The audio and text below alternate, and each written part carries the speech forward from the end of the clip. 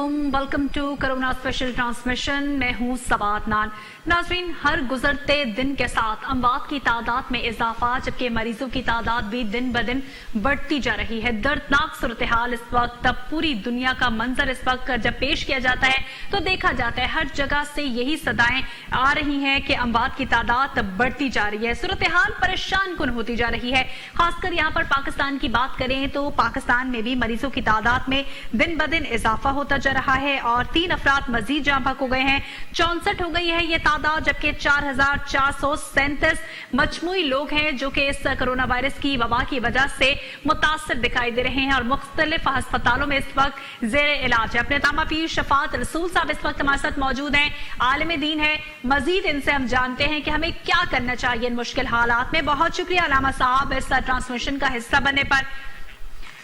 अलामा साहब, आपसे हम ट्रांसमिशन में गुफ्तगू करेंगे, लेकिन इस वक्त ताज़ा तरीन सूरत सिलसिले को हम शुरू करते हैं। अलामा साहब, आपसे हम मजीद दीन के हवाले से जानना चाहेंगे कि ऐसे मुश्किल हालात में बड़े लोगों की जानिब से जो है मुख्तलिफ जो आरा हैं वो सामने आ रही हैं। कुछ क्लैरिफिकेशन इस सिलसिले में आपसे लेना चाहेंगे और जानेंगे कि क्या सही है क्या गलत है ऐसी हालत में, यानी जब आजमाइश की घड़ी है, इम्तिहान की घड़ी है, मायूस होने को कैसा समझा जाता है और इस हवाले से जो अहकामात इस्लामी पॉइंट ऑफ व्यू के हवाले से हमें दिए गए हैं, खासकर मुसलमानों को इस हवाले से अवेयर किया जाए और लोगों को बताया जाए। और आइंदा देखा जाए तो रमजान भी आ रहा है। मिस्र में तो इस सिलसिले में बड़े बड़े ऐलानात कर दिए गए हैं कि मसाजिद बंद रहेंगी, तरावियां वहां पर नहीं पढ़ी जाएंगी और अफ्तारी जो मसाजिद के अहाते में की जाती थी वहां पर नहीं होगी। सख्ती से अहकामात वहां पर जारी कर दिए गए हैं। पाकिस्तान में क्या सूरत हाल होगी ये कहना तो कबल इस वक्त है, क्योंकि फिलहाल लॉकडाउन की सूरत हाल है और किसी भी किस्म के इज्तिमात पर पाबंदी आयद की गई है। अलामा साहब हमारे साथ मौजूद हैं, इनसे गुफ्तगू का आगाज करते हैं। बहुत शुक्रिया अलामा साहब, आपने इस वक्त हमें ज्वाइन किया ट्रांसमिशन में। अलामा साहब, क्या कहेंगे? हर तरफ डर और खौफ दिखाई दे रहा है। यकीनी तौर पर कहा जाता है कि इम्तिहान की घड़ी है, आजमाइश की घड़ी है। क्या यहाँ पर आप लोगों को मैसेज देंगे? कहते हैं कि मायूस वो होता है जो अल्लाह पर यकीन नहीं रखता और महरूम वो होता है जो अल्लाह की नेमतों का शुक्र अदा नहीं करता। इस हवाले से लोगों को क्लियर कीजिएगा। बिस्मिल्लाहिर्रहमानिर्रहीम। असल जो खौफ है हमें वो बहैसियत एक मुसलमान होने के अपने आमाल से होना चाहिए, और अगर अच्छे इंसान के आमाल हों तो उसका खौफ नहीं हो इंसान को होना चाहिए। रही इस बीमारी और वबा की वजह से जो खौफ है वो एक फितरती एक अमल है, क्योंकि इंसान जितना भी बहादुर हो बिल आखिर मौत का जो तसव्वुर है वो उसे मुज़महिल, परेशान और मुस्तरिब कर देता है। और आप अगर कुरान और हदीस और सुन्नत को पढ़ें तो उसमें बड़े जलील कदर शख्सियात भी जब मौत का वक्त आया तो उनके आंखों में आंसू और अल्लाह से इस्तिग़फ़ार और रब से ताल्लुक़ की बातें थीं। डरना नहीं चाहिए किसी भी बीमारी से, क्योंकि डरने से एक नफ्सियाती असर इंसान पर पैदा होता है कि वो बीमारी का मुकाबला करने के भी उसके अंदर ताकत कम हो जाती है। और इंसान को ये यकीन रखना चाहिए कि जो कुछ भी है मेरे अल्लाह की तरफ से है। अब आप देखिए कि अमेरिका और यूरोप जो तरक्की याफ्ता ममालिक हैं, जहाँ हर चीज आपको अपने उरूज पर मिलेगी, इल्म, साइंस, तहकीक, टेक्नोलॉजी, तस्कीर, हर चीज अपने उरूज पर है, मगर वो भी अल्लाह की कुदरत के सामने इस वक्त बेबस हैं। बड़े बड़े टैंक, बड़े बड़े मिसाइल, एटमी ताकतें और एटमी हथियार इस वक्त बिल्कुल बेकार हैं कि वो इस दुश्मन को, इस वायरस को, इस कोरोना को खत्म कर सकें। दर हकीकत इंसान के अंदर ये अकीदा अल्लाह पैदा करना चाहता है और वो अपनी फितरती इस निज़ाम के जरिए से पैदा कर रहा है कि हर चीज अल्लाह की तरफ से है और अल्लाह को कोई आजिज नहीं कर सकता। मैं यहाँ पर एक बड़ी पते की बात कुरान सुन्नत के हवाले से आपके सामने रखना चाहता हूँ। कुरान पाक में अल्लाह ताला ने बेशुमार जगह पर इरशाद फरमाया, वमा अंतुम लहू बिमोजिज़ीन, कि तुम लोग उस अल्लाह को आजिज नहीं कर सकते।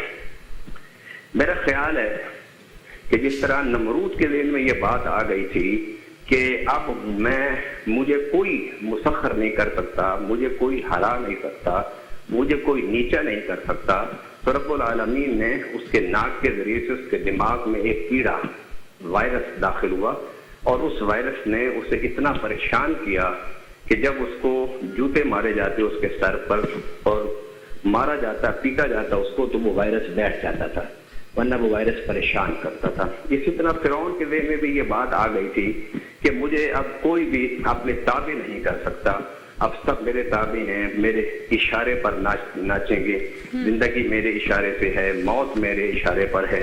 تو رب العالمین نے اسے بے بس کر کے دریا میں سمندر میں مار دیا۔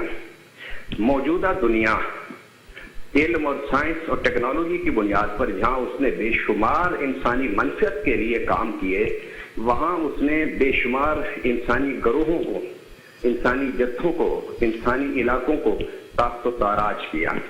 اور گزشتہ میں ایک ہسٹری وہ ہے جو ہم ہسٹری پڑھتے ہیں، اور ایک ہسٹری وہ ہے جو آپ کے اور ہمارے سامنے بن رہی ہے۔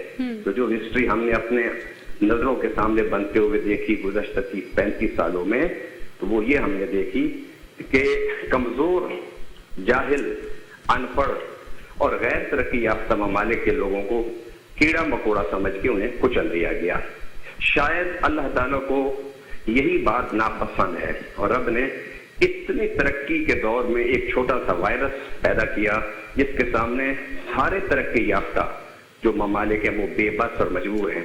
آپ اللہ کی قدرت دیکھیے کہ جہاں سائنس، ٹیکنالوجی، میڈیکل اپنے عروج پر ہے، زیادہ وبا یہ انہی علاقوں میں ہے، اور جو علاقے کمزور ہیں یا غیر ترقی یافتہ ہیں یا ترقی پذیر ہیں، ان میں یہ جو امراض ہیں، یہ جو تکلیف ہے، یہ جو اموات ہیں، ان کی شرح بہت کم ہے۔ میں سمجھتا ہوں کہ جو لوگ اپنے آپ کو وقت کا فرعون سمجھتے تھے یا سمجھتے ہیں، انہیں اللہ کی طرف رجوع کرنی چاہیے، اللہ سے معافی مانگنی چاہیے اور اللہ سے توبہ کرنی چاہیے۔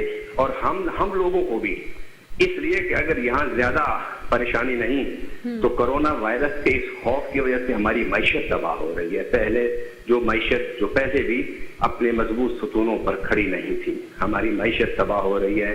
دیہاڑی دار لوگ اپنے گھروں میں بیٹھے ہوئے ہیں، بچے جو ہیں وہ فاقوں میں تڑپ رہے ہیں، رو رہے ہیں، اور یہ حالات ہیں۔ تو ہمیں بھی توبہ کرنی چاہیے، اس لیے کہ یہ حالت وہ یہاں اموات اتنی زیادہ نہیں ہیں اور ابھی تک کورونا وائرس سے اتنا زیادہ پھیلاؤ نہیں ہے، مگر موجودہ جو اکنامیکل سچویشن ہماری بنتی جا رہی ہے، جو فاقوں کی طرف ہم جا رہے ہیں، اور ان فاقوں کی وجہ سے کل ہمارے ملک میں امن و امان کا مسئلہ پیدا ہو سکتا ہے، سلامتی اور وحدت کو خطرہ ہو سکتا ہے، آپس میں دست و گریباں ہو سکتے ہیں، لا اینڈ آرڈر کا مسئلہ پیدا ہو سکتا ہے۔ اس لیے ہمیں بھی توبہ کرنی چاہیے اللہ سے، اور اجتماعی توبہ۔ اور میں اکثر کہتا ہوں کہ توبہ یہ نہیں ہے کہ آپ تسبیح پکڑ کے استغفر اللہ پڑھنا شروع کر دیں، استغفر اللہ واتوب الیہ پڑھنا شروع کر دیں۔ یقیناً یہ بھی پڑھنا چاہیے، لیکن اصل توبہ یہ ہے کہ توبہ کا معنی ہوتا ہے پلٹنا۔ بالکل، ہمیں گناہوں سے واپس پلٹنا چاہیے، اللہ کے نافرمانی سے واپس پلٹنا چاہیے، رب سے اطاعت، بندگی اور اتباع کا رشتہ جوڑنا چاہیے۔ جو اللہ سے رشتہ جوڑنے کا تعلق ہمیں انبیاء کرام، رسول اعظام، سلف صالحین، صحابہ کرام، اہل بیت نے ہمیں سکھایا، ہمیں اس کو سامنے رکھتے ہوئے رب سے اپنے تعلق کو دوبارہ قائم کرنے کی کوشش کرنی چاہیے۔ علامہ صاحب، یقینی طور پر آپ نے بڑی خوبصورت باتیں کی ہیں اور بڑے آسان لفظوں میں لوگوں کو سمجھایا ہے کہ ہم لوگوں کو کیا کرنا چاہیے۔ علامہ صاحب، آپ کی باتوں سے ایسا لگتا ہے، شاید مجھے لگتا ہے کہ اشارہ ہے اللہ تعالیٰ کی طرف سے کہ ہم لوگوں کے جو اپنے لائف سٹائل ہیں اس کو تھوڑا سا بدلنا ہوگا، کیونکہ بہت زیادہ ماڈرنائزیشن کی طرف ہم لوگ چلے گئے ہیں۔ ماڈرنائزیشن میں اسلامی نقطہ نظر سے، میں ایک مذہبی آدمی ہوں، میں بڑے دو ٹوک لفظوں میں بات کرنا چاہتا ہوں۔ ماڈرنائزیشن میں کوئی حرج نہیں، مگر قرآن نے 3 اصول وضع کر دیے ہیں۔ پہلا اصول یہ ہے کہ آپ اتنا آگے نہ بڑھ جائیں کہ شرک میں مبتلا ہو جائیں۔ دوسرا اصول قرآن نے یہ بیان کیا ہے کہ فضول خرچی جو ہے کرنا، یہ شیطان اور شیطان کے بھائیوں کا کام ہے۔ تیسری قرآن نے بات یہ کی کہ آپ اتنا آگے نہ بڑھیں کہ لوگوں پر ظلم کریں اور ان پر زیادتی کریں اور ان کو تباہی کی طرف دھکیلیں۔ آپ ماڈرنائزیشن سے مراد اگر آپ کا موجودہ ویسٹرن کلچر کی طرف آپ کا اشارہ ہے کہ اس میں ہم لوگ بغیر کسی سوچے سمجھے ہم اس دوڑ میں آگے بھاگتے جا رہے ہیں، تو یقیناً ہمیں اس سے واپس پلٹنا چاہیے۔ ہم مسلمان ہیں اور پھر اس کے ساتھ پاکستانی ہیں، ہم ہند میں رہنے والے ہیں، ہمارے اسلامی اقدار ہیں، ہمارے پرانی اقدار ہیں، ہمارے ہندی اقدار ہیں۔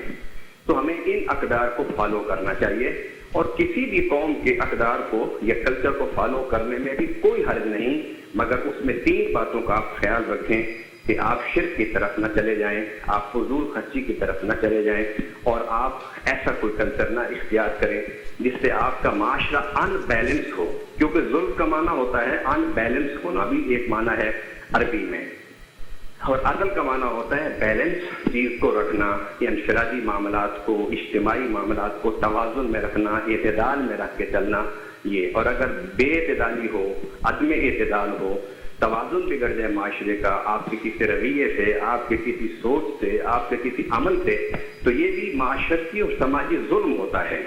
آپ ماڈرنائزیشن کی طرف جائیں، اگر ماڈرنائزیشن کا مطلب علم حاصل کرنا ہے اور جدید علوم حاصل کرنا ہے تو اسلام اس کو نہیں روکتا۔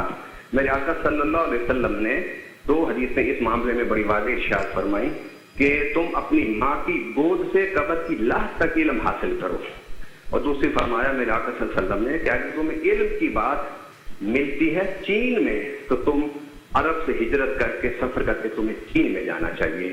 ماڈرنائزیشن سے اگر علم ہے، سائنس ہے، ٹیکنالوجی ہے، تحقیق ہے، لیبارٹریز ہیں، یہ اگر چیزیں ہیں تو اس کو اسلام نہیں روکتا۔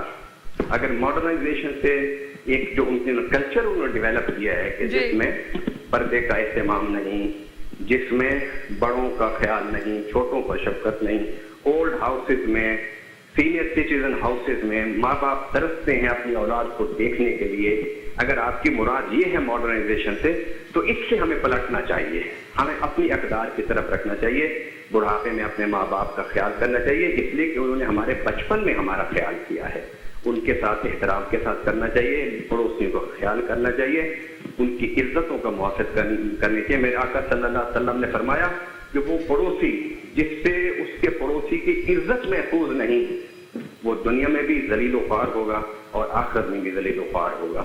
ہمیں ماڈرنائزیشن کی طرف علم کی صورت میں، تحقیق کی صورت میں، سائنس اور ٹیکنالوجی کی صورت میں، اور میں آپ کے چینل کے ذریعے سے ایک بڑی اہم بات کرنا چاہتا ہوں کہ ماڈرنائزیشن کے حوالے سے کہ آج پوری امت مسلمہ بیٹھی ہوئی ہے کہ ویکسین جو ہے وہ امریکہ ہمیں دے بنا کر، یورپ ہمیں بنا کر دے، کینیڈا بنا کر دے، آسٹریلیا بنا کر دے، یہ لوگ ہمیں ویکسین بنا کے دیں، جاپان بنا کے دے، چائنا بنا کے دے۔ بھائی ہم لوگ کیوں خود نہیں ویکسین بنانے کے قابل اپنے آپ کو کر سکتے کہ پوری دنیا ہماری طرف متوجہ ہو، اور وہ مشکل وقتوں میں انسانیت پر جب بھی کوئی مشکل وقت آئے تو وہ مسلمانوں کی طرف دیکھیں کہ مسلمان علم میں، سائنس میں، ٹیکنالوجی میں کیونکہ بلند اور ممتاز مقام پر ہیں، اس لیے ان کی طرف رجوع کرنا چاہیے۔